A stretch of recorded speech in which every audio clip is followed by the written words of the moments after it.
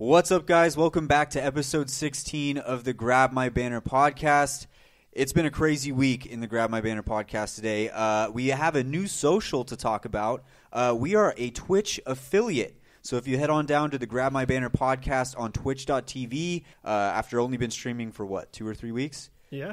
But you guys have supported us so well, and we've gotten to the point where we have that option open to us, so we're going to take it. So go ahead and follow us on twitch.tv/GrabMyBannerPodcast. That's where we're going to be holding all of our boxing tournaments, duo stuff, anything content-wise for Grab My Banner involving Apex, we will have up on there. As well as the rest of the socials, don't forget to follow us on Twitter, Instagram, TikTok, all those other places. And inside the link tree in all of our descriptions is a link that will make you a member of our Discord server, which is popping at all times. So join that server as well. Let's get into the show and the Raise Energy question of the week. Don't forget to head on down to repsports.com, REPP Sports, where you can get Raise Energy. Use code BANNER for 15% off. How would the legends be as parents? Raise Energy question of the week. How would the legends be as parents? Well, I've always really liked combinations in parenting. I think that's the most fun, and I think that allows the children to be exposed to more and be comfortable with more types of people. So I think when I think about laid back, do you know who I'm going to say? I think of one male character. I think of one female character. Mirage. Laid back. Laid back? Oh, dang. Mirage is another really good one. When I think laid back. No, I wasn't thinking of Mirage. Okay. I was thinking of Gibraltar. Okay. And Lifeline. That'd be sick. That'd be chill. You want to know what I think so of? those are the two relaxed Those ones. are the cool parents. Those are the cool parents. Those are the cool parents. So to put together with those two as a pairing, to fit with Lifeline, maybe Crypto. That'd be interesting. That'd be an interesting combo. It would be an interesting Crypto's combo. like an introvert. Listen, a little more reserved, a little more to the point. Have you ever seen that couple where like the girl just dominates every conversation the entire time, and the guy just sits there and does nothing? Does nothing and at all. Seems content to. Yes, that's entirely that. Crypto's sitting there going, "I am so happy that she is the spotlight and not me." Yeah. I'm That's happy how that she's would work. talking and I'm not. It would be like you go over to say you're friends with their kid. You go over to the house and be like, your mom is so awesome and your dad is so chill. That's the exact words that are going to come out of their mouth. Because Crypto will be sitting on the couch, maybe on the computer doing something. You'll walk in and be like, hey, Mr. whatever. And he'll be like, hey. And he'll just go back to his work. And then Lifeline would come in and be like, oh, my God, make you a million things of food, talk to you about your life, do all that type of shit. And it would be a good combo. So I like what you said. It would be a good combo. But I was looking for a male figure to put with her that would be more like stern. And obviously I thought of Caustic. Yeah. But I think he'd go a little bit beyond stern. I actually have a hot take about Caustic. I think Caustic's the guy that would got definitely threaten the boyfriend that comes to the door on the first date. Listen, but he wouldn't do it like a traditional dad. We're like, oh, I'm going to load my shotgun. He'd just walk in and he'd be staring at you. If you want to date Experiment 209, I mean, Nancy. Listen, I got a hot take on Caustic, and I actually think Caustic is that protective parent that doesn't want to be known he's there. My hot take on Caustic is I actually think he's a fantastic parent. I think he's really sick. Like, he's just the awesomest. He's just a good parent. Like, he disciplines you when you're bad. He keeps you when you're good. All that good stuff. But I think that one day, if you were Caustic's kid, you'd come home. There would be police tape surrounding your home. You're like, what the hell's going on? Mom, what's happening? Be like, your dad's been a serial murderer for the last 20 years. He's killed 55 people. And you'd be like, wait, what? Like, are you joking? Like, you'd be looking around, okay, where's Ashton Kutcher? And then you'd be like, no, seriously, like, your dad literally, like, dismembers people, like, for fun. Did you? That's what Caustic, that's my hot take on Caustic. I think he's actually a great parent. I think he'd be an awesome parent, but he continues to do the things that, in secret. He likes to do his secret killing. So he's Dexter Morgan. Yes, he's Dexter. Brian, would you give me the honor of saying the Horizon hot take first? She is one of the shittiest parents in this entire She's thing. awful. She's a fucking terrible parent. Listen, she cares more about science than she does about her own blood. She left her terrible fucking kid. She left her kid. You're seriously going to sit here and tell She me cares about science that more. Caustic is an awesome parent, Yes. and then take the hot take that Horizon is a shitty one? She sucks. Because she likes science too much. Yes. But Dude, Caustic would be a good parent. Okay, here's what I'm saying. At least Caustic's Bro, around. you got- Here's what I'm saying. great point, Brian. Caustic's around. Horizon's like, oh, you know, she had the director of that short be like, hey, I need you to touch up some things here and there. I need you to make it seem like I care about my kid when really all I care about is science, and I just care about going into black holes all the time. You think she got lost in space on purpose? Yes. No. No. Yes. Hold on. That bitch left her in space, so she had to find a black hole to get the fuck I bet, home. Kyle, I bet when she was on that ship, she was like, God, I hope fucking Ash just leaves me stranded so I don't have to go back to that shit kid of mine. That's what she was saying out loud. Oh, fuck that. Hold on. Dude. I don't agree with that part. I don't agree with that part. Yeah, I might have gone this a is little far. This is That's a where little hot. This is my take on it. For her to be okay with leaving her child behind for an undetermined amount of time, knowing that her child had the high potential to be stuck there, is enough to say that she is not a good parent in this sense. Not compared to what we see as the possible lineup of how caring a Gibraltar is, how fun-loving and enjoyable a Lifeline is, how disciplinary a Bangalore is the exact opposite of what a Horizon is, because she is not protective over her children. She does not care what happens to her children. She's willing to leave her children behind for nothing. Hot take, Horizon's bad mom.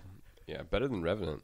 Yeah, a lot better. Listen, Revenant wouldn't give 3 fucks. He'd be like, you, and then just kill it. Yeah, listen, Loba Loba we want to talk about Loba? Loba's the Kim Kardashian mom. Yeah, like, she's Loba's the hot mom that doesn't give a fuck about her kids at all and just goes on shopping sprees. Yeah, come here, sweetie. We got to do this photo shoot, and then she posts a caption about how much she loves her kid. Now go away. Yeah, but she has somebody else take care of the kids. Can we talk about Mirage being the parent that you absolutely love during your 13, 14, 15, all the way up to 18, and when you start out to clean up after their mess, you're like, man, what the fuck? Yeah, Mirage is the perfect identity of a parent who he's really trying, but he's always either late to something, missing something, forgot something. Just a total cluster. Yeah, he's a cluster, but he tries his hardest. The effort and the love is there. The results are not. Yeah, much like my gameplay. And like Brian said, you're gonna love him when you hit your teenage years and be like, oh my god, he's so cool. And then you get a little older and you're like,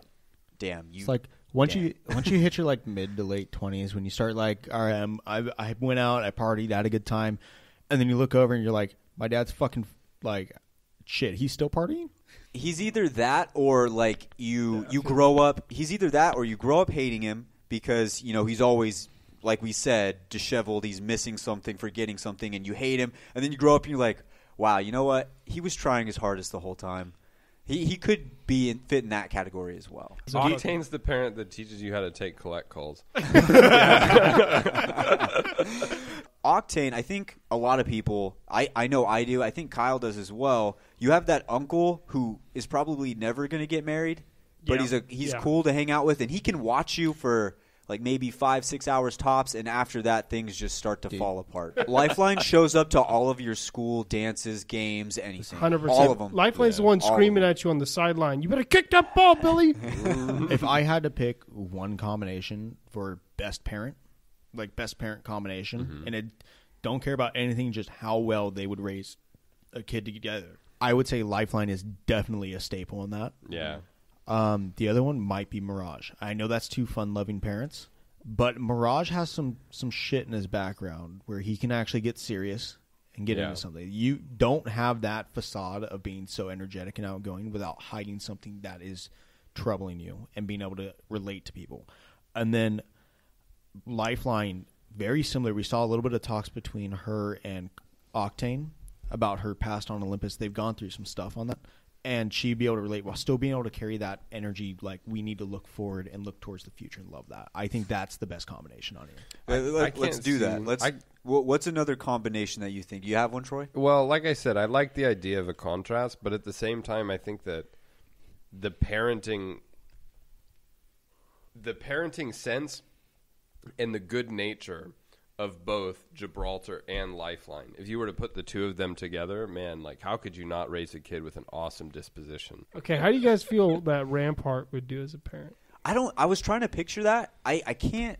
I feel like she just wouldn't give a fuck, so I feel like you can't really do that. Rampart, for some reason, Rampart's in the same boat as Watson, where I just can't picture them having kids. Picture it. I can't picture it.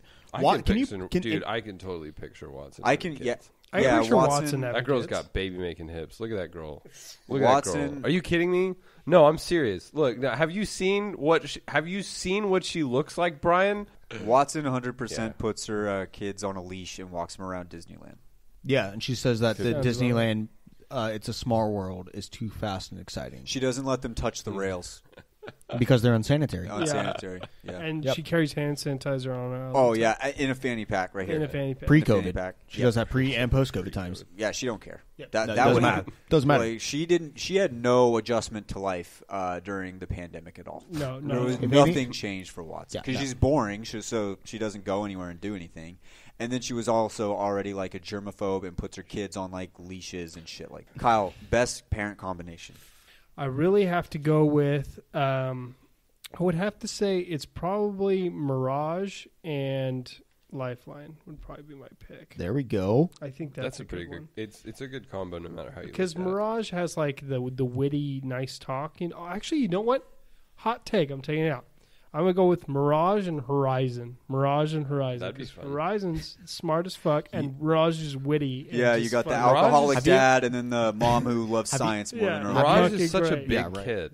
Yeah. He's such a Listen, big kid. Such a big kid. Have you ever seen those sitcoms where you have this super smart wife and this idiot husband? Yeah, That's what you just described. 100%, dude. That's what I meant. What is it? Is it Family Matters? What's Modern Family. Modern Family, that's it, yeah. Yeah. Oh yeah. A Mirage and Horizon reminds me of Modern Family. Yeah. The parent dynamic 100% there. because the dad, Dad, is the just fun-loving, like- the fun-loving idiot. The mom, the one going, "What That's are you just on doing?" point. But still energetic and sporadic. Yeah, Yeah. 100%. That's on point. I can see that. If I had What's to its script choose, I think I'd go with Kyle, and I would choose Mirage and Lifeline as well. I was thinking about that before you said it, actually. I liked the I feel like Lifeline. Actually, you know what? I'm going to change mine just to be a little different from Kyle because I was battling with these two. I'm going to go Wraith and Mirage. I think Wraith has enough organization. So wait, we're all saying Mirage is the best. We're saying Mirage dad. is the best dad. Oh, no. Or Troy's No, not. Troy- But you and me are Troy- saying Mirage is the best dad and Lifeline is the best mom. Yeah. Why? You're saying fucking Wraith? I said Wraith I actually earlier. said Horizon was the best mom. Oh, he did say You Horizon. said Horizon. Horizon. Okay, so the three of us say Mirage.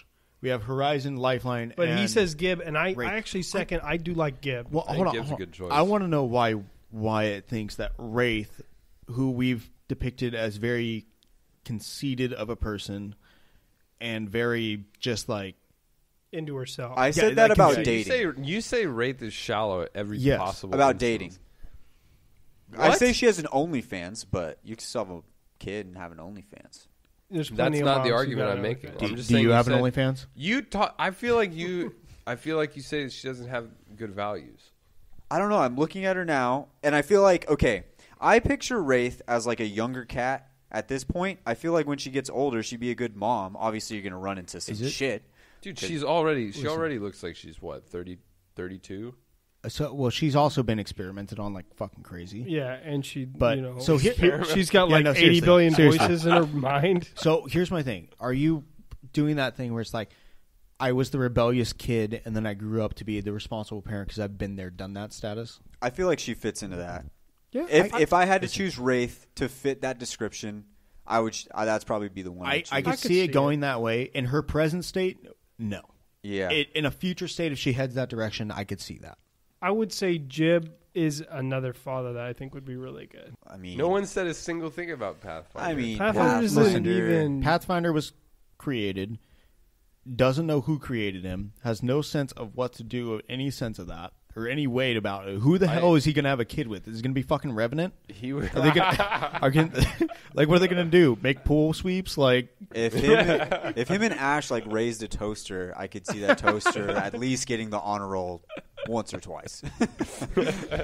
I could see Pathfinder having a really good, nice toaster when you put it on level 10. Popcorn from his toaster that he raised Yeah. finishes in a minute 30 seconds rather than 2:20. Wow. Hot take. I'm changing my parrot picks. Top parent combination. Bangalore Pathfinder. Oh my god, what a combo! 100%. listen, she would turn him off in a matter of 10 minutes. All right, good. Yeah, Okay. All right, that will just about wrap it up for our Raise Energy question of the day. Don't forget to head on down to Rep Sports, REPP Sports.com, where you can find Raise Energy among a lot of other products, including workout. What's it called?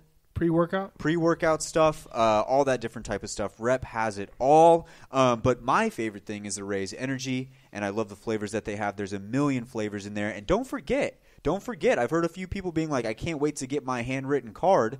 Once you guys send us those pictures of your Raise packs, you're getting a handwritten card from the boys. Yeah. I'll type out what I want to say, and then I was going to say, you're not going to be able to read. I've tried to read read Troy's stats in like lines when he writes them down for me to calculate the stats. I have to go through like calligraphy classes to understand that. I'm reading like, what is it? The Egyptians the hieroglyphics. Yes, that is what I'm reading. Kyle, you're not much better. You can't talk. Yes, that's tough time. But that's okay because we will be sending the handwritten card. It'll look nice. Minus Troy's handwriting, but it's okay because that's what makes it special. It gives it personality. It gives it class. So don't forget to send us pictures of that. If you decide to use code BANNER, get yourself a nice little Raise pack. There's 2 variety packs with a lot of cool flavors, so I would go check that out. Let's head on down to our Reddit discussion this week. Came from us. We are Reddit this week. Top 3 weapons in the game right now. Top 3 weapons in the game right now. All right. I haven't been behind the sticks all that long, but I have been playing, which feels great. And for me, I'm not that good with the R99, but as soon as you pick up an R99, you have to acknowledge that it's the best gun in the game. You feel it. I don't see how anybody could. It is. I heard you guys talking about it a little bit earlier, and it's a game changer. Mm-hmm. Like, you can come in and you can really turn the momentum of a fight that you're losing badly just by landing one magazine. Mm-hmm. So that's huge. The Volt is crazy accurate and strong, and so I'd put the Volt up there. And then a gun that none of you guys seem to really like all that much is the R301. I think that's R301. Good. I'm glad, Kyle, because I think it's one of the most versatile guns, and also with incredible damage and a very manageable recoil spread. Yeah. So that's my top 3. I think the R301 will always sit around 1 through 5. Who will always be there. It's never dropped out of there. Like, it's one of those. I think that's intentional. Yeah, I think they want it to be that entry gun. You pick this gun up, you're gonna be good with it. You're not gonna be the best. If you want to be the best, you have to do something with a little harder skill cap. But you're always gonna have a solid, consistent gun. Yeah, yeah. I think the R301 will always sit somewhere in that range. I don't think it's ever been bad. Honestly, I don't think it's ever been bad. It might not have paled in comparison to some of the other guns in the meta, but I mean, it's up there for sure. I actually really I don't like this flatline slander that people are throwing out there, and I was the first one to throw out the flatline slander. That gun is disgusting. Disgusting. It's fucking great. You are shocking me right now because I've never heard you say a single good thing about the flatline. I haven't stopped using it since. When I started really grinding to get into Diamond, I finally got in there. Let's fucking go. When I finally started grinding for that, it was flatline every single game. I had to use the flatline. The recoil makes it difficult. It moves around, what would you say, horizontally? Yeah. It doesn't go up and down. It has a lot of horizontal recoil. So it makes it difficult. I wouldn't put the flatline, though, anywhere above 3. I think I'm going to put it as my 3, with the Volt being number 1 and the R99 number 2. How are you going to put the Volt number 1? The Volt is better. It's versatile. It's better late game. It's more long range, and it's better late game because it's able to do more damage with the purple mag than the more long range. It's definitely more long range. It's more way. accurate. I've seen people drill you. I have been drilled with the R99. Well, you have to control the recoil. The recoil on the Volt's so that's way a skill easier. cap issue. That's not a gun issue. But that's also you can drill. He's got a point. The damage that is not a gun issue. That's a skill cap. But it does out DPS the R99 with purple mags on each. Yes. That's a gun issue there. That's not a skill cap issue. True? That's true. Also, the 99's better at the close or at the early game when people aren't set, but the Volt is stronger late game. Mm. Yes, but also there's another thing that you have to take into account is that the R99 uses light ammo, which means it has a projectile drop, and it also has not as far range, and so when you shoot the bullet, it takes longer to travel there. The Volt uses energy ammo, which means that the time that it takes for the bullet to get from when you shoot it to the person is pretty much instant, no matter what range you're at. I wouldn't go that far because it's very close though. It's pretty. I'm thinking of the triple take and things like that, where there is a bullet travel time. So there is a slight drop off in range, but it's minuscule compared to the others. Yeah. Yeah, so I'm going to go Volt, R99, Flatline. I'm going to go, I can't believe any of you guys haven't fucking said this yet. I'm going to go with the Hemlock at number 1. Because the best gun? It's the best gun. If any of you want to fight me on this, I'll take it on 100%. But the Hemlock, any day of the week, you give me a Hemlock and you can fight me with whatever you want. I'll melt you with the Hemlock all day long. The Hemlock, 3 bursts, you're dead. 100%. I do like the versatility. I like being able to swap it over to 1 bullet. And usually on other guns where you swap it over to 1 bullet, like the Flatline or the R301, you're not feeling like you're getting that same damage. With the Hemlock, you feel you feel it. You fucking rip, dude. Yeah. So rip. I do like that. I wouldn't put it in my top 3, maybe my top 5, but I do appreciate that. So the Hemlock for me is number 1, and then I would have to I go with number 2 is the R99, number 3 is the Volt. So this is a tough one for me because there are plenty of A-tier guns. What I consider, because we're talking top 3, it's the top of the line. We're talking like S tier, the best of the best. I want to say the 99 is definitely at least number 2. 99 is number 2 for sure. Number 3, I've got a split between the Volt and the Hemlock respectively. I think if we were better, all of us would have the Mastiff in the top 3. Yeah, but we Mastiff fucking suck, though. Mastiff we is suck, so. yeah. So the Mastiff's up there. The weird thing There's about not I've never seen a game where the pros don't leave. We should probably preface this by saying this is our personal opinion, and if you're going to roast us, it's totally okay because we suck at the game. So go ahead. So the Mastiff. You guys didn't let me get to my number 1. Okay, shit. Number 1 is not the Mastiff. It's I knew it. No, it's actually the fucking Devo. The Devotion, the turbocharger on that Devotion, you get it fully kitted. That gun at its peak, and I'm talking the best guns at their peak. Not many guns can go toe-to-toe with that Devo. No. Devo's the only gun in the game that can one clip like 5 fucking people. Well, are we talking about in its prime? Because if we're talking No. prime, I'm talking. Are you talking about right now? In its prime right now, if you have a fully kitted Devo, there's not many guns in the game that can compare to that Devo. It's not very good, honestly. They changed the spread, Brian. Brian, they changed up. a lot of things. They changed the spread on it. They changed the damage. They changed the fire rate. There's a bunch of shit that's different on it that it makes it worse. Let me tell you right now, if you want me to not say the Devo because of those nerfs, and the only time that I picked up the Devo, I have been absolutely ruthlessly dominant. Right? Same. When you pick up the Devo, it has a different feel. When you have the Devo with a turbocharger, it's fucking. I'm not scared of a single gun in this game when I have the Devo with turbocharger. Neither. There's not a single. It's entirely different feel to the gun.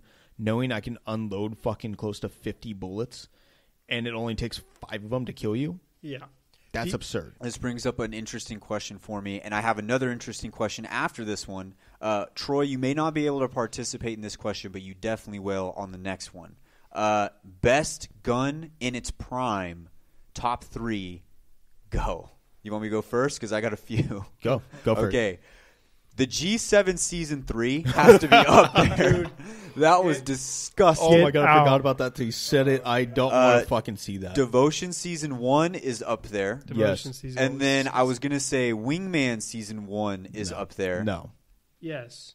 Oh, no, it's up there. It's above the Devo. It was 120 for a headshot. And it's it above had the a Devo. 12-bullet clip. I will tell you, I will say clip. one thing right now, and you guys are going to go, fuck that shit. Okay, go. Disruptors. Oh, fuck. No. Okay, so we forgot Disruptors. And then I had one more. And this would round out a 5, and you'd really have to pick out the top 3. R99 pre-season, I think 4, which was before Revenant came out, when it had a much bigger clip. Yes. So those are the 5. Where are you placing your top 3? Disruptors number 1. There was nothing more toxic in this game than the Disruptors. alternator with the alternator disruptor. If you didn't have that, you lost. Yep. That was it. There was nothing to it. You could have the best gun in the game. I think the Havoc was out at that time. I think the only thing better was the Havoc was out. The R99 was out at that time, and the R99 with purple mag was considered better damage, but nobody used it because all you had to do is crack the armor, and people would swap to the PK And that combo was so dominant. And it was only dominant because of the disruptors. The disruptors on that alternator, with how steady that fire rate was and how long range you could keep it with ease, was stupid. Yeah. That's my number one. Number two, that wingman is fucking nasty. Dude. How many shots was in the base clip? It had... like 10 or some bullshit? No, I think it still had 6. No, it was more than 6 in the base. No, I think it did have 6, because I watched a lot of clips recently. Okay. I was going through all my clips. I think it did have 6. But you could go up to 12, which was insane. And a lot of people forget, like everybody always brings up, oh, well, it had a 12-round clip. People forget how fast it shot. It shot so incredibly much faster than it was fast. now. That's what made it different. It was almost twice the speed it is now. And on top of that, the headshot damage multiplier was that of a sniper. I think it was 2 times. And people forget that the Skull Piercer was originally gold. Then they made it back to purple. It was purple. And there was a gold one, though. There was a purple one and a gold one. I thought it was always purple, and then it went to gold, and it stayed gold since. There was both, and then they took the gold one away. You're right. Yeah, and then it was gold and purple at the same time, which is weird. What was your third one? Honestly, dude, the Devo season. I was like, that Devo meta was Devo meta was the closest thing to the alternators in the disruptors. When you said if they have a Devo, it doesn't matter if you're a better shot than them. It bailed out bad players. Most impressive guns in the game, I would have to say, was I'm going to say the Devo in its prime, the G7 in its prime, and the Alternator in its prime were the 3 most ones that were just like, God, what the fuck? I'm going to go off the beaten path, and if in a real world, I would say Brian's exactly, but I refuse to acknowledge that disruptors existed. So I'm going to take that one out and pretend it didn't exist, and I'm going to say number 1. Season 1 Devotion, number 2 Season 1-2 Wingman, and then number 3 that G7 season 3 was so awful. I want to remind you guys of something. This is my honorable mention. It's not the G7. You guys know how big of a G7 fan I am. I love the G7. It's probably my favorite gun over the course of this game. Probably my most used gun because I just love that gun. There's one gun that I remember when it came out that we fucking all hated everything that we had to do. You couldn't leave cover. Charge rifle. Yep. That charge rifle, pre-nerve, you would be hitting people. It was so easy. It was hit scan. It still is hit scan. You would put a 6-time scope on that thing, be able to see all the way across Capital City when it first came out. Everyone's trying to stay on top of the buildings. You can't do that. Because it also had an extended mag. It didn't have an extended mag at that time. It had 12 bullets in the clip to standard, and you had 12 shots. They later changed it to where it took, what was it, 2 bullets now? At least 2 bullets per shot, so it ended up being a 6-round clip, which is still insane for that. But they had to drop the damage significantly. No, now it has a damage fall off, so which at certain ranges. Yeah. Before it didn't. You would literally be hitting people hit scan across the map with massive burst damage. Now I want Troy to answer this question. I want to get him involved on this one. Top 3 guns that don't need attachments to be good that you can pick up off riff and you're like, good. I cannot tell you how much I love the Sentinel. Sentinel's a good one. I love the Sentinel. You're going to put that in your top 3 of guns to land and get? Yeah. Honestly, when you can one-shot somebody with it, I'm down. Well, if you're an accurate shooter, which if you're playing with no recoil, you're typically an accurate shooter. You're good at holding it in one spot. Right. For the initial fire. Yeah. That's it. Yeah. But you can hit that first shot, and that's what Troy does. My top 3 are definitely, like I said, the Sentinel, and then I really like the R301, and I really like the Hemlock with nothing on it. Yeah. I think that Hemlock burst is ridiculous. You said it's 2 of my 3. Yeah. You said 2 of my 3. R301, Hemlock. Alternator. That's such a vanilla, but like Alternator is just great. Awesome, steadfast. Yeah. Like you said it's a workhorse of a gun. Yeah. So I actually really love the Alternator. So I'm going to say the Alternator is number 1 for me. If I drop off the rip and I find an Alternator, you have no idea how happy I am.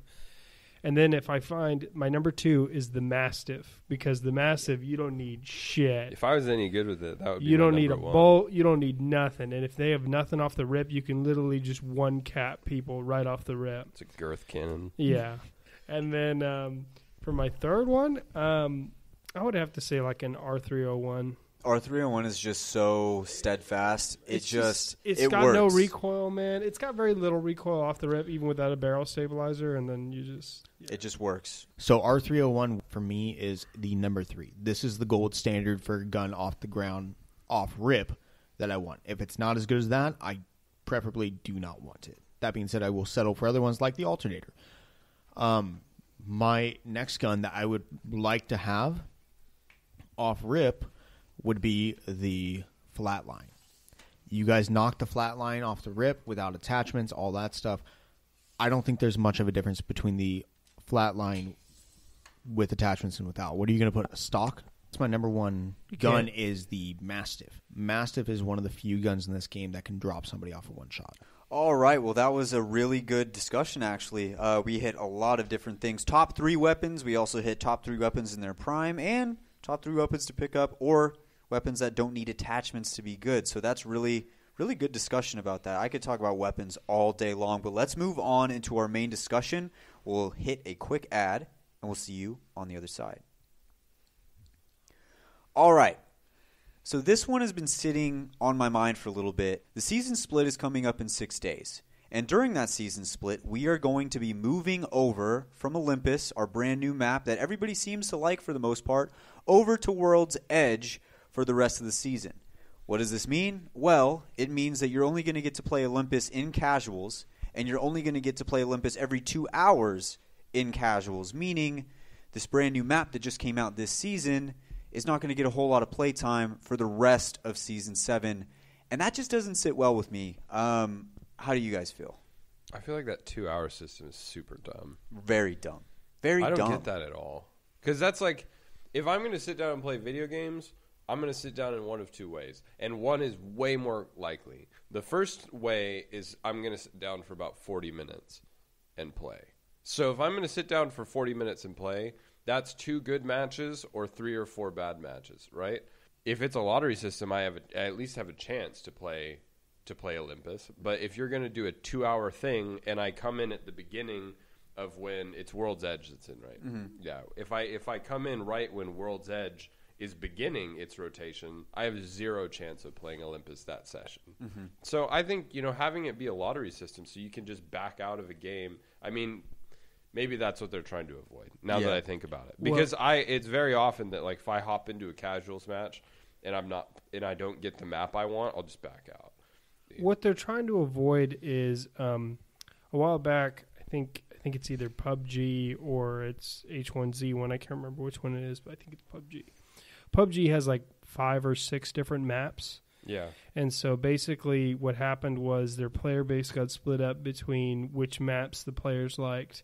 What Apex is trying to do is they're probably trying to not have that be a problem. I'm okay. I can get by with the, every 2 hours you get a new map system. What doesn't make sense to me is just switching the competitive map from, or I guess the map that's in ranked. When World's Edge came out, we had like 2 full seasons where World's Edge was the main competitive map. Yeah. And that caused a different argument. It's like, where's Kings Canyon? Because at that time, we were only playing on one map. There was no rotation. You couldn't go back and play Kings Canyon. So we're thankful that there is a rotation. I just don't understand this brand new map. It's beautiful. There's really hasn't been any complaints about Olympus at all. Everybody seems to really enjoy Olympus, and you're going to kind of put it in the back, especially in ranked where it's like, dude, people love playing ranked. And when you play casual, it's like you have to hope that you get on at the right time. They put all this time and work into Olympus. I just don't see why you wouldn't at least give it Season 7 in ranked. I don't get that. Give it the whole time. Yeah. What was it? Jason McCord, I want to say he tweeted a while back asking the player base what they would like or how they would like to do it. And he gave the options of one part to, or all Olympus, all World's Edge, whatever. He gave a few options. I didn't like any of them. What I said was the best way to do this for competitive, 2 parts Olympus, 1 part's World Edge, and 1 part Kings Canyon. Give the full variety. You have the ability to do that. You put your premier brand new map at the forefront for 50% of the time. The other 25 or the other 50% of the time is split between your 2 older maps that you still have a ton of work that you put into and that you still have huge fans of. Let your players pick and choose and play on the maps they would like, and then set the public lobbies to rotate in the opposite fashion. If you don't want to play Olympus, you can always jump into pubs and play Kings Canyon or World's Edge. But if you want to play if you want to play Olympus, you can always jump into either competitive or pubs.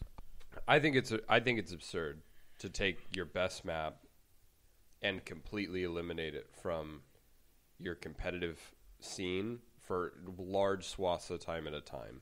I don't think that's right. I don't agree with that choice. I think the best system I've seen for dealing with this sort of thing is the way that Rocket League does it, where it's every map they have is in every game mode, but you can select in casual which maps you do not want to go to and which maps you prefer, and it changes the ratio of the amount of times that you see those maps.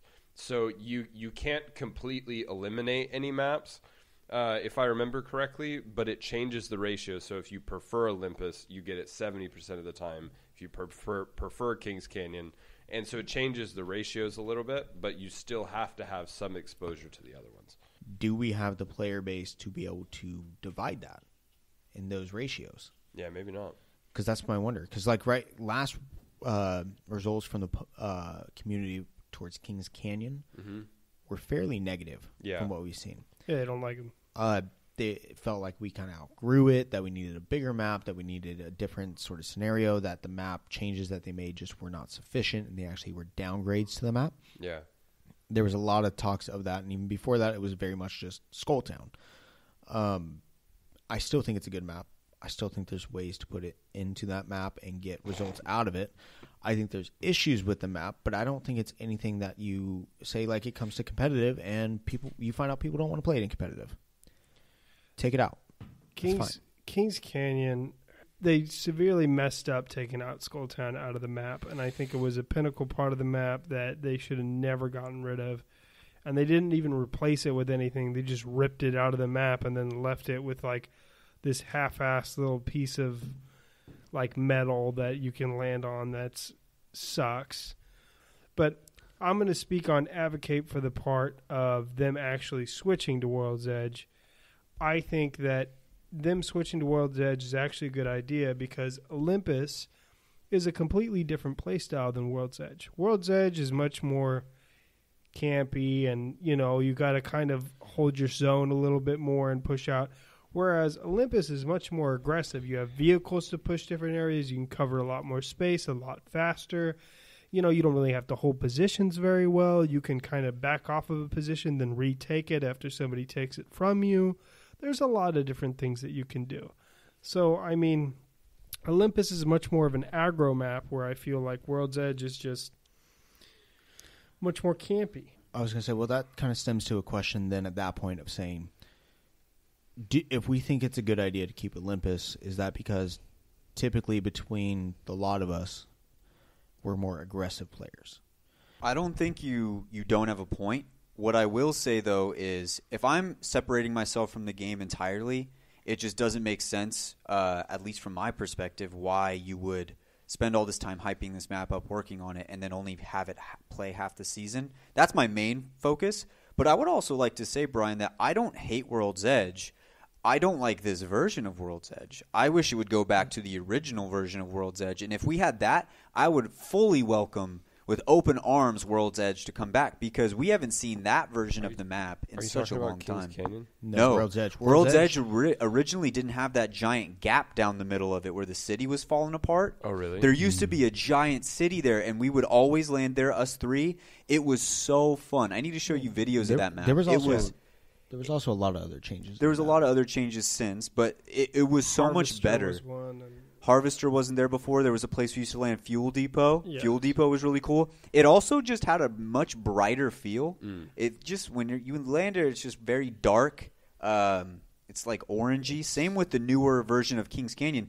Both of those maps, if they had their original versions, I really would not care. The only thing I can think that would be an issue would be we used to have a lot of problems with the loot pool, and like finding loot would be difficult. Yeah. And those new changes that they brought in have added to the loot, which helps out.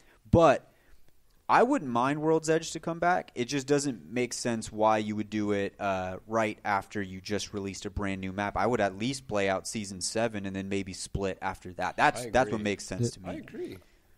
I think you're in the right for playing it out for this season. I think you're right on that. It needed to be at least in competitive for this one season, in full. But I honestly, I think I've mentioned it before in this podcast. It wasn't on this podcast. It was in us talking separately.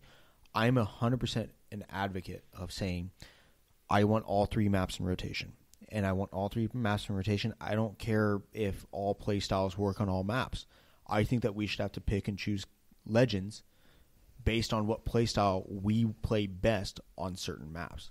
Now, if you go to Kings Canyon, we might see an entirely different play style in Kings Canyon with Olympus, or not with Olympus, with Horizon in there. Mm-hmm. In the choke points, that black hole might be just so relevant that you can't ignore it. Well, right. I want to go back to Kyle's point, too, because Kyle said we outgrew Kings Canyon only because they decided to change Kings Canyon. You bring back Skulltown, you bring back Thunderdome, I don't care what you say. If it's too crazy, if so many people land there, it doesn't matter. We didn't outgrow Kings Canyon. The devs outgrew Kings Canyon because they decided to make a major change to a place that really didn't need to be changed, and they took it out of the map. And that's what made Kings Canyon feel stale last season because we had nowhere to go. There was just not a lot of places that you felt comfortable landing.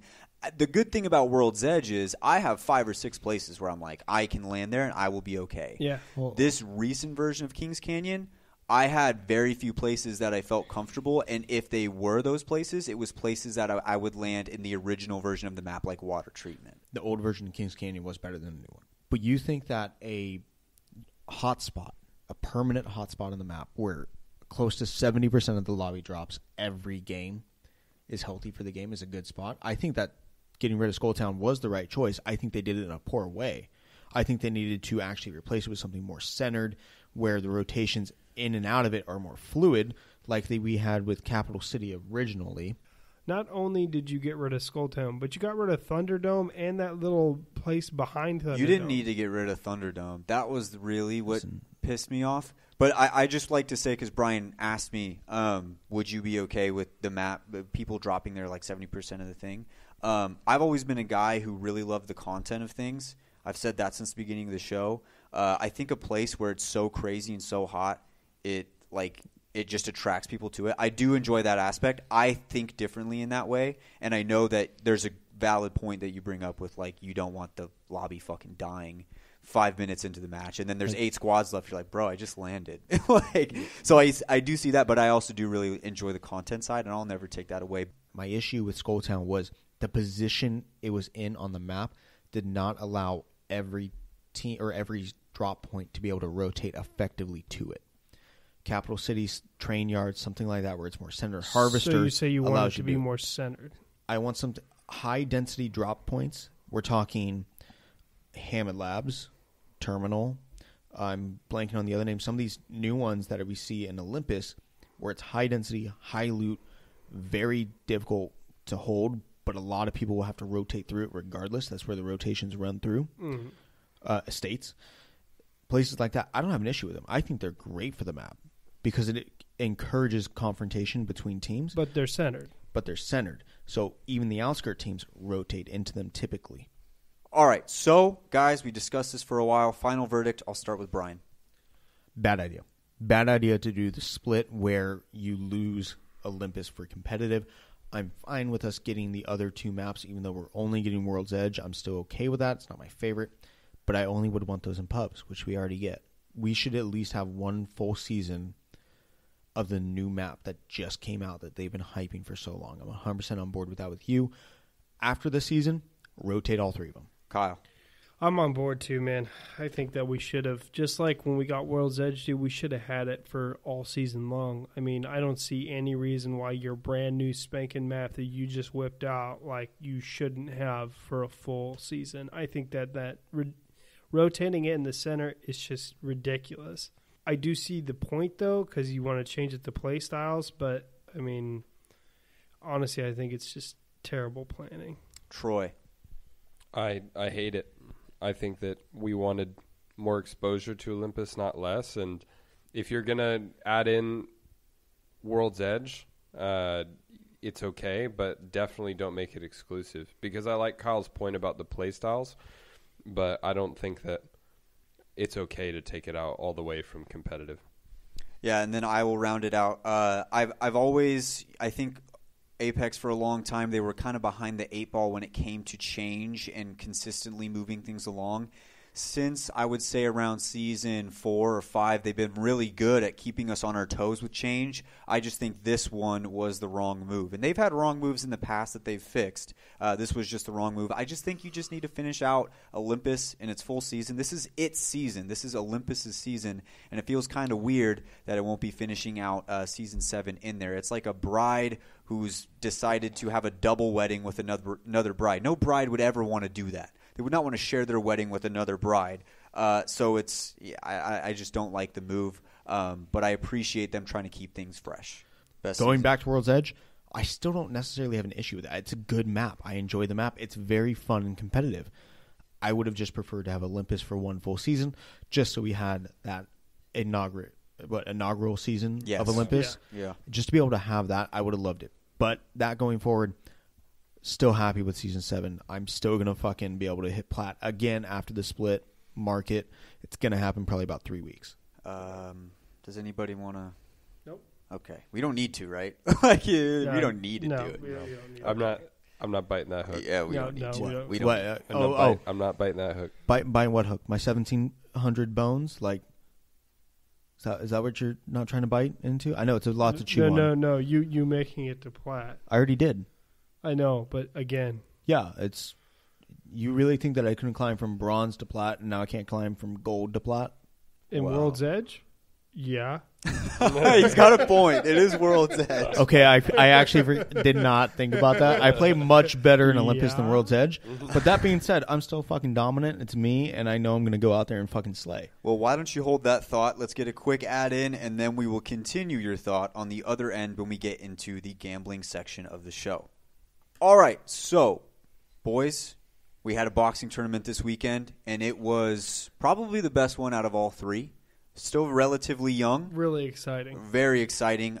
Me and Kyle were on the call on Twitch at grab my banner at twitch.tv, so go ahead and follow that. Check out all of the things we got there. We have the full stream up and ready to go. But either way, we had a gigantic card, and we had a lot of premier fighters that have been in there since day one, along with a nice mixture of some newer guys who were kind of sitting there waiting.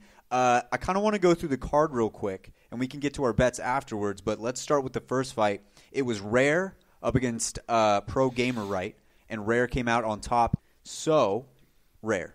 Now, remember, he fought in last week's tournament as well, but the issue with it was he went up against Nexus Radiant, who is probably on his way to a main card event pretty soon. Yeah, he's going to be on his way to a main card pretty soon. Nexus is pretty high up there in my power rankings. Rare's a tough fighter, too. Don't get me wrong. Rare's fucking good. Like Rare's issue was his use of his ability. He was not using it correctly. He was the one that went outside the fence, right? Mm-hmm. Yeah, so Rare's issue was entirely with his ability, and that comes down to getting comfortable with your character that you're using. That's something that you can build past. Mm-hmm. Rare has the talent to be a top contender. He just has to put in the work to get there. Yeah. I think Rare, he'll probably get himself another undercard fight because he shows up, he's on time, and he fought well. I just can't see when you see, because we had an open fight hour for a long time, and me and Kyle got to witness this. Kyle, talk a little bit about the separation between the top of the line, the cream of the crop, and some of the other guys. It's just a drastic difference. Well, who was the kid we had starting out that just totally wrecked? Ellen Cryptic. Ellen Cryptic just came out, man, and he was just a brand new fighter. We had never heard this kid's name before, ever. Comes out, and he just starts destroying kids in the open prelim, just destroying them. And we were like, all right, you want to fight a pro? And he was like, yeah, I'll fight a pro. We put him up against the pro, dude. The pro beat him in like 10 seconds. Who was it? It was Benny. Ellen Cookie. Oh, you can't let him. You can't do that to him. He asked for it. Listen, that might be unfair to Cryptic. He asked for it. You can't let him go against Benny. After that, too, I felt bad because he just didn't play the same as he was before. Yeah, well, he was also having some controller issues. Ellen Cryptic is another guy. We might as well talk about the open fight hour because it was insanity. We had people all over the place. Me and Kyle made an impromptu decision that if you kept winning in the open fight round, we were going to keep letting you fight until you lost. And Cryptic won, I think it was 8 or 9 fights in a row. Yeah, and then he got rolled by Benny. And then he got rolled by Benny, which was unfair. But we could see Ellen Cryptic having himself an undercard fight here pretty soon because he looked like he was ready to go. What? I wouldn't mind seeing Ellen and Rare fight. Yeah. I wouldn't mind seeing Cryptic and Rare fight. That would be a very enjoyable fight for me. I think both of them are. It's one of those. Cryptic gets a chance at a bigger fight, not quite Benny because Benny's definitely a heavyweight in this league, but it gives Rare a chance to really show us a flash. Show us, can he be dominant? Then we moved on to Fluffy to God up against Cookie. And Cookie is very active in the community. He couldn't come away with the win. Fluffy comes away. He's a quieter kid. But he comes in using the Pathfinder. Really didn't have to use his abilities at all. It was really just Cookie not using Mirage to the best of his ability. And I think we all talked about that in the post game. You got to use those. You got to use those. You got to play mind games when you're Mirage. You just gotta screw them up so much that they don't know which one's you. Mirage is one of those characters. Not only the mind games, but you have to kind of play the distance game because if you can track when he uses his ultimate and turns invisible, you can still track him with the blue dots on the side of his arms. Yes. You have to make sure you're gauging that distance, so you have to time it right as well. And I think we can say this for all the fighters. If you spend at least an hour in the ring boxing a friend or something like that, you will get exponentially better. You learn a lot. Alerted boxed me, and you've watched the fights. I'm not the greatest boxer. I'll still come out and dominate each one of you that are listening, but I'm not the greatest boxer. Alerted came and boxed me, and me and him worked on a few strats, and he actually ended up taking the championship. And I think he'll even say in large part it was due to the practice that he was able to get in. Exactly. So then we moved on to Shiny Pink Mudkip going up against BBOGR, who is our Rampart legend. Listen, BBOGR, I'm a huge fan. Dude. And BBOGR comes away with the victory with the Rampart. How's that not Baby Ogre? I don't know. I don't know what it is. It might be. It very well might be. It might be Baby Ogre. I have no idea. I'm going to call him the Baby Ogre on the next fight he's in. But BBOGR, anytime he wants to fight on the undercard, I will have him because I love seeing a different character, a Rampart.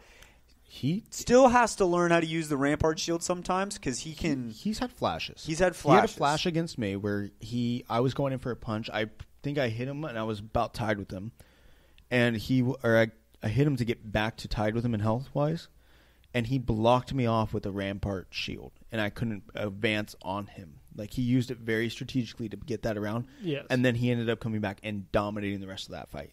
So he's shown flashes of doing it. We just want to see him take – that's a guy where it's not as much the raw talent as it is understanding the legend he has picked. Pretty much the last 3 fights were the only ones we bet on. I think. Yes. I don't think anybody bet on those first 3 fights, but Nexus Radiant going up against Nick Makes Content. Nexus comes away with the victory, and it was a 2-0. I put 16 bones on Nick. I still trust Nick. I think, because me and Kyle talked about it on the stream, he had such good ideas, they just didn't work out. So, he's got the ideas. He's got the strats, okay?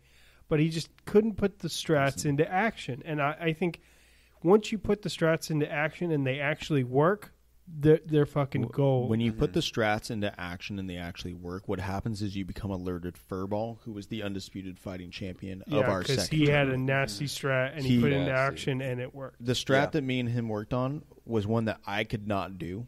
I was Nick in that sense. Mm-hmm. I could not lock that strat in time against him. And then he saw what I was doing and took it and actually used it in the fight, and it took him to the win. Because he was able to take what he thought of and creativity, which Nick has more than enough of, and able to put it into play. That's a game winner. Yeah. So would you say we chalk that up to more of a loss on Nick's part than a win on Nexus? Because Nexus also played phenomenal. Yeah, because Nexus played well. I don't want to take anything away from Nexus. I think he fought well. Nexus has been a great fighter since he came into the last tournament, and he did remarkably really well. I think he made it to the semifinals. I was going to say, I got Nexus in as an easy top 5. Definitely. And we'll get to the power rankings after this, but yeah, he's definitely top 5. Yeah. Let's move on to our co-main event, which was Benny Boy going up against Game Biz Guy. Benny. And Benny very well might be the best fighter. Game Biz let me down a little bit, but Benny's top notch. I said it during the fight. Game Biz got pissed at me for it. Wanted to box me, kicked my ass, and did a finisher on me because of it. Game Biz, you're not bad. You're just not Benny. Yeah, Benny was on something else.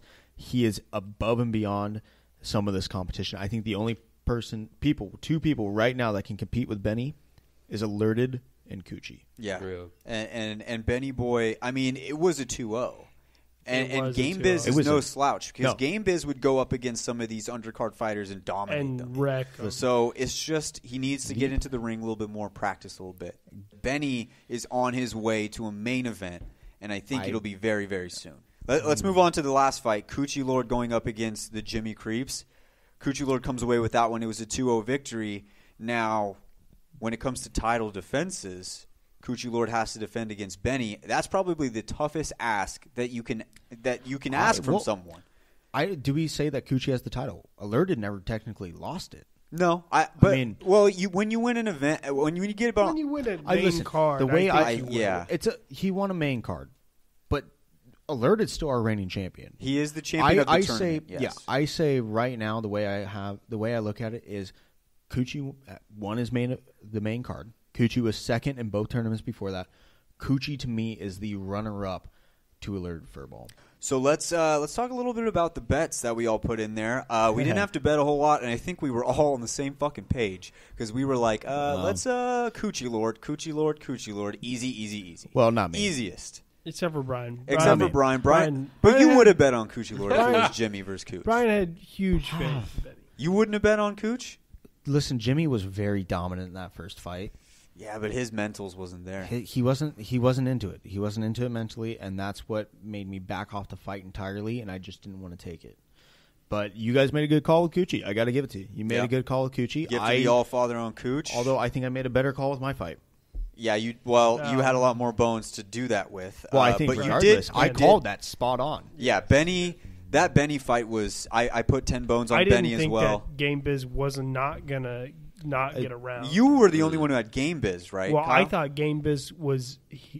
He was beating the shit out of the prelim people. He was. He was fucking them up. And I thought for sure, I was like, man, this man is unstoppable. I was no way. Well, this is the difference. That's the difference between the main cards, the guys who are ready for a main card fight, and the guys who are not ready to even fight in the undercard. Yeah. And Game Biz is someone who's, for me, at the top of the undercards. So, I mean, that's pretty smart. Good bets all the way around, I think. I think we all had a winning record this week. I was 2-1. Brian, you were 2-0. 2-0. Kyle? 2-1. 2-1, and Troy was 2-1.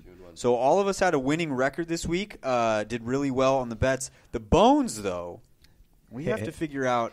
We have to figure this out. Well, because me and Kyle were pretty much out of it. It's dunzo. But there's it's not super close, but there's a competition brewing between these two across the table. What did I say a few weeks ago? I said, I don't know how I do it. It's just a part of my nature to rise to the top. Yeah. What happened? Kyle let me down, and you. When Kyle let us both down, I couldn't hear when we shoved all of our bones on him. Yeah. Okay? It's hard Here to I am. The pressure was immense. Within spitting distance of the curtain. Yes. Sorry, what was that? I couldn't hear you from your 3 figures. Oh, my God, Brian. Brian is the first one to hit 1,000. Brian is the first one in Grab My Banner history to hit 1,000. Not even 1,000. I'm at 1,700 bones right now. After calculations, I am sitting at a whopping 1,700 bones, and you're at 929, which is no small feat. I've never done that. It's no small feat, except for to me, that's chump change. What is 24 to you? Would you like a tip? Yeah. So I'm pretty far down there. But you guys were talking before the show. Brian, you kind of wanted to make this more contentious. You didn't want this to be an easy win. Why would I ever want this to be an easy win? So coming up this week, I think before we get into that, we need to explain what's going on with the duos. Okay, I can explain. I think we need to jump into the into duos that. tournament. So I know a lot of you guys in Discord have been waiting for the duos tournament that will be happening this weekend, and we have all the rules for you ready to go. So if you are in the Discord and you find yourself another teammate that is also in the Discord, it cannot be a teammate from a third party, cannot be outside of the Grab My Banner Discord. If you can find yourself another teammate, we will be having a duos tournament that you can enter into, and we'll have a very specific set of rules that we will be posting inside the Discord as well. What you have to remember is, in order to make this work, we have very specific and strenuous time constraints on when you turn in your team, who your two team, whoever you are in your duo, and we also have to have a very strict time limit on when you come in and turn in your results. 3 big rules, I think, the 3 biggest ones. Number 1 of you has to stream. It has to be streamed in order to make sure that there's nobody cheating. I don't think any of you out there would be cheating, but you have to stream. Streamed on Twitch. Streamed on Twitch. Specifically. You got to stream on Twitch specifically. All the way through. All the way through. The second rule, you got to make sure that you have your teammates, your team and you turned in this Thursday by 5 p.m. Lastly, you need to make sure that your games are done by this Sunday at 5 p.m. Those are the 3 major rules. Both are Pacific Standard Time. Both are Pacific Standard Time. Thank you, Kyle. So now we can get into the actual rules of the game. Your duo and you will have 3 hours to come up with your 4 best games in ranked. In duos. You're gonna have 3 hours to come up with your 4 best games in duos. What you're gonna do is you're going to start your 3 hours, start your stream. You're going to stream for 3 hours. In that 3 hours, you're going to play as many games as you can, and you're going to record your 4 best games. A first-place finish gets you 20 bones. A second-place finish gets you 16. Third gets you 13. 4 gets you 10. 5, 5th place through 10th place will get you 8. And 11th place through 20th will get you nothing. Nothing at all. Also, every kill will be 2 bones apiece. So a solid first-place finish, 5 kills apiece, you're looking pretty good over there. But you're going to record and submit your top 4 games in the tournament. We got a lot of our rules from Full Combo Esports. Shout out to them. Their tournaments are badass. They actually give you cash prizes. We cannot do that. We're giving you bones. But either way, rules come from them. Shout out Full Combo Esports. Mayhem Miro, thank you for letting me participate last time. Anyway, so those are going to be the what do you call that?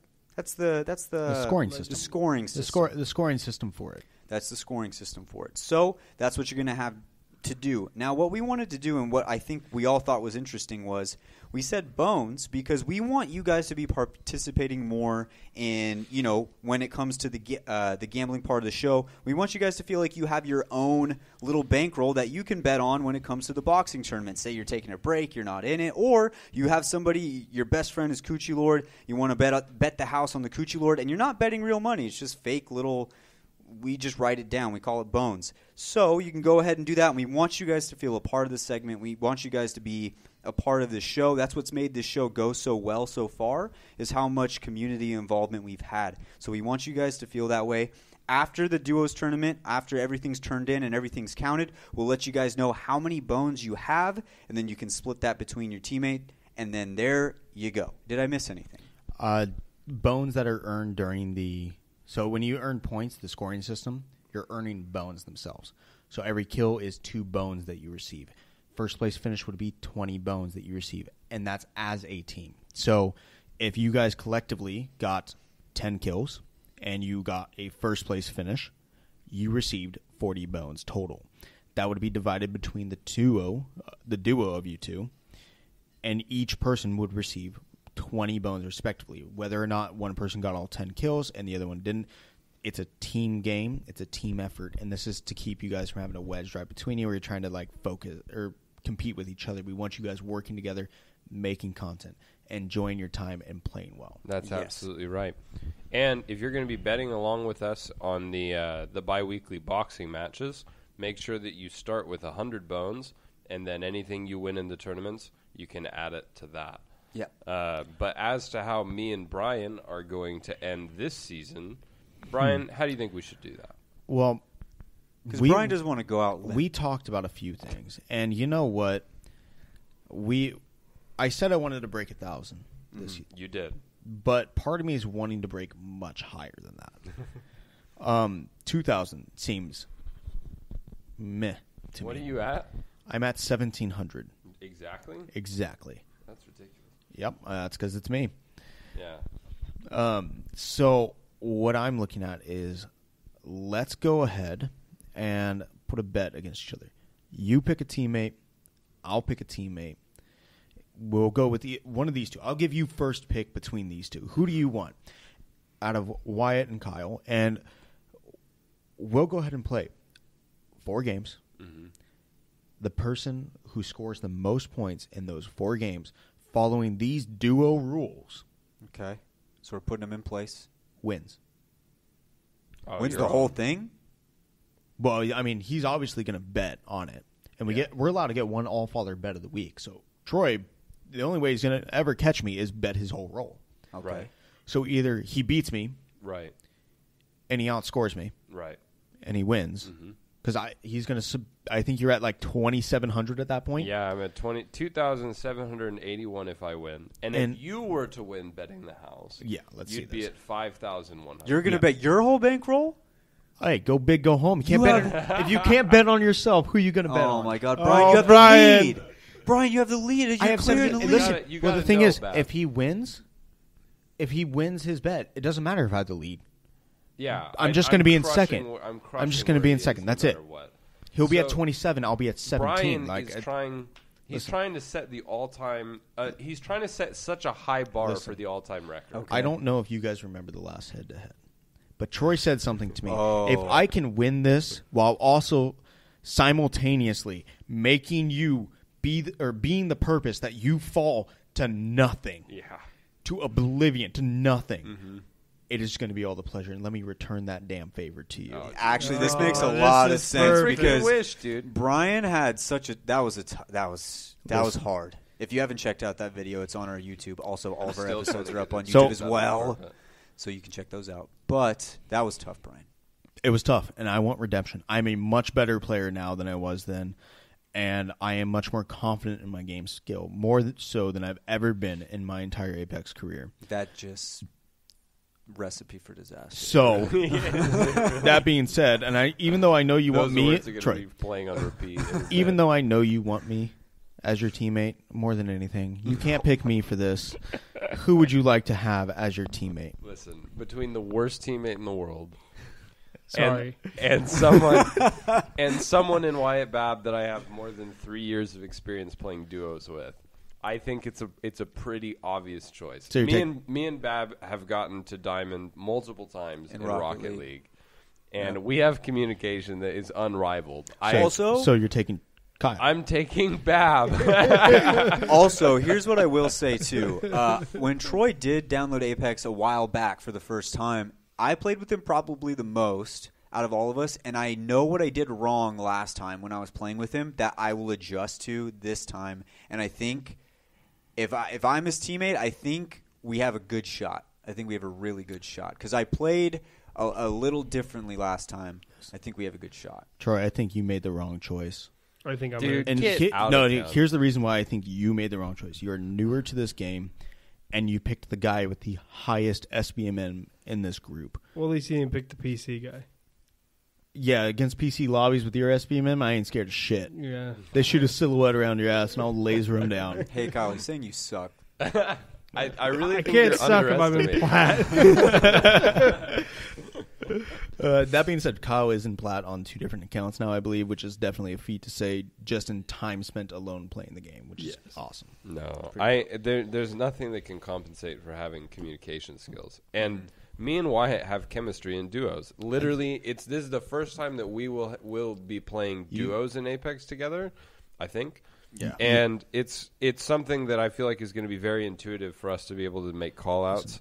And I'm very confident in my ability to spend 2 hours burning a ton of calories, like really elevating my focus. I can bring an A game. Listen. And that's something that you will never have. You will never have. Okay. You will never. Here we go. Listen, I don't need to bring an A game to beat you. Begin with. Oh, dude. You're not beating me. You're beating us. Listen, second. That's the difference. You're not just beating me. Well, hold on. So wait, you're going to let Wyatt carry you? Is that what you're telling me? Exactly what he's saying. I absolutely would if that was a choice. So, hold on. Unfortunately, it's not. So, let's go with this. You're saying that the 3 years of playing Rocket League with Wyatt has made your teamwork that much better. Kyle, how long have I been playing games with you? Are we going on 10 or 12 years? We're going on 12 years, But specifically in duos. We've been playing, zombies for 12 years. Specifically been playing, not even just zombies, other competitive games, Call of Duty. You name it. Just everything along the way. Brian, it's different. It's so different. Brian, you will admit this yourself. There are days sometimes where it's inexplicable. It's unexplainable. Your shot is so horribly off, and I don't want to say this. I don't feel any pressure. Listen, but when you play your games, I hope your shot isn't off, Brian. I hope it's okay. I know exactly what causes my shot to be off now. I've dialed it in. I'm sure there's a lot of reasons. One of them is pressure. No.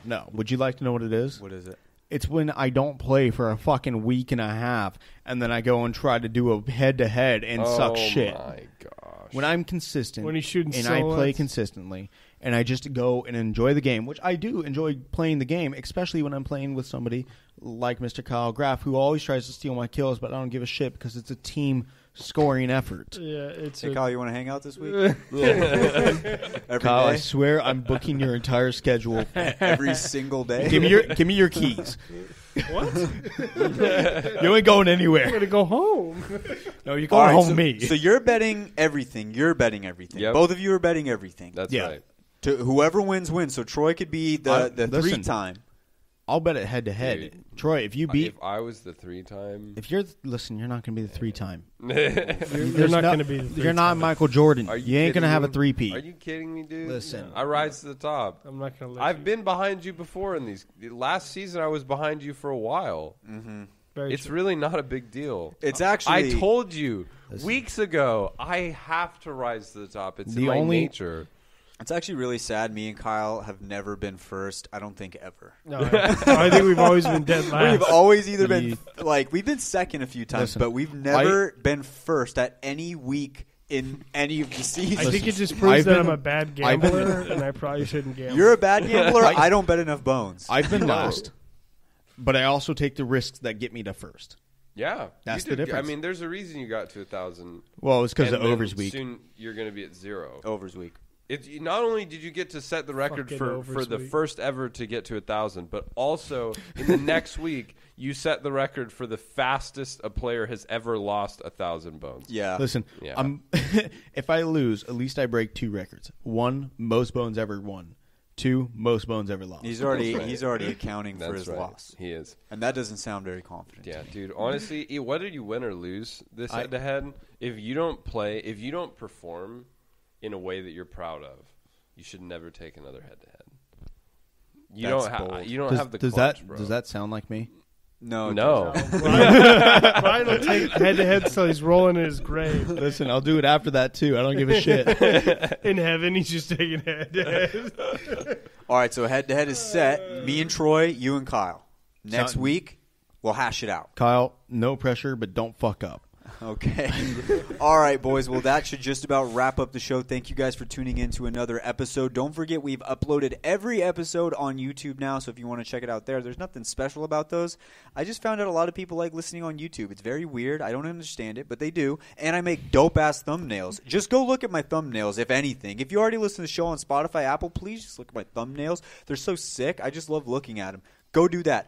Also, just subscribe to our YouTube anyway, because we've been putting out way more content on YouTube. We've got boxing videos up. We've got subscribers going through the roof. Oh, my God, we're like the greatest podcast who's ever fucking lived. Before we leave, though, don't forget to follow our social medias, Twitter, Instagram, TikTok, all of those special things. Join our Discord server. And then also, don't forget Get yourself a nice little lovely card from the boys. Get yourself that handwritten love letter from the Grab My Banner crew. Use code BANNER, 15%. Raise energy. Rep Sports. Get yourself an Apollo. Right. Get yourself Variety Pack number 1 because I mean Variety Pack number 2 doesn't have the Apollo in it. Go get you number 1. Go get that 15% off. Oh my God, you just want that. You need it. You need to have it in your life. 15% off. Code BANNER. And last but not least, twitch.tv/GrabMyBannerPodcast, where we are Twitch affiliates. We got 18 subs today. It was insanity. Woo! Let's go, baby. What's up, Brian? Can I just put out a disclaimer for that handwritten card to all of our members? Yeah. If you get a handwritten card, I promise you it was not 2 children that wrote in the card. That's called Kyle and Troy. There's still going to be a dick on the back. What? I mean... What? It's a large children. Wait. I'm so confused what just happened. I turned it off. Listen, if you get the card from us, when you go ahead and inevitably purchase that Raise Energy drink using our code BANNER at repsports.com, you're going to get a card. It's going to have really good handwriting. That's Wyatt. It's going to have decent handwriting. That's me. It's going to have handwriting that looks like a 5-year-old. That's Kyle. And handwriting that looks illiterate. That's Troy. Troy's handwriting. Let's describe Troy's handwriting. Troy's handwriting is like if he was trying it's to. It's not that artistic. You remember that scene from Spider-Man 1 where he kisses Mary Jane upside down? It would be like if Mary Jane handed Spider-Man a book and said, "Do my homework for me," upside down, and he was trying to do it that way. That's what writing with his mouth. Yeah, or writing with his mouth. I want you guys to make that to get that receipt sent into us purely so you can see how bad Troy's handwriting is. We're gonna have so much fun. We're gonna have so much fun. When that happens, take a photo of it, put it on Twitter, and send it to us so we can all laugh at Troy's expense. Things better than Troy's handwriting. The New York Jets. That's pretty bad. It's really bad. Troy. What else? What else was better than that? Things better than Troy's handwriting. What was that boxing fight the other night? Oh, Nate Robinson at boxing. Nate Robinson at boxing. There we go. Things better than Troy's handwriting. What's something that sucks? Have you ever seen a lizard try to write? A lizard? Yeah, it's probably better than Troy. Yeah, probably. Things better than Troy's handwriting. The Brooklyn Nets. Things better than Troy's handwriting. Brian's Aaron clutch. Baines. Oh, Brian's clutch. Wow. Things better than Troy's handwriting. Kyle being a teammate. All right, guys. We've had too much fun here. We'll wrap up the show. Thank you guys for the support. We'll catch you guys on the flippity flop. I'll see you guys later. Thank you guys for tuning in.